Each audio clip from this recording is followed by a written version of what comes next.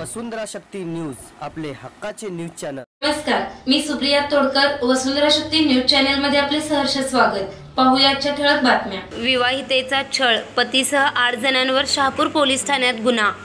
Electric साहित्याचे दुकान घालण्यासाठी माहेरहून 5 लाख रुपये आणण्यासाठी मानसिक व शारीरिक छळ केल्याप्रकरणी विवाहितेच्या तक्रारीवरून शहापूर पोलिसात पतीसह 8 जणांवर गुन्हा नोंद करण्यात आला आहे।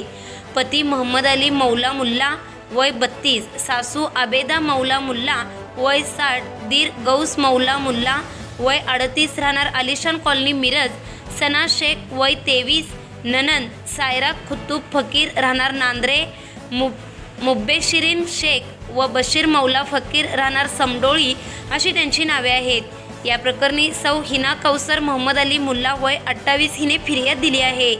तारदाळ येथील हिना कौसर हिचा विवाह मिरज येथील मोहम्मद अली मुल्ला याच्याशी झाला।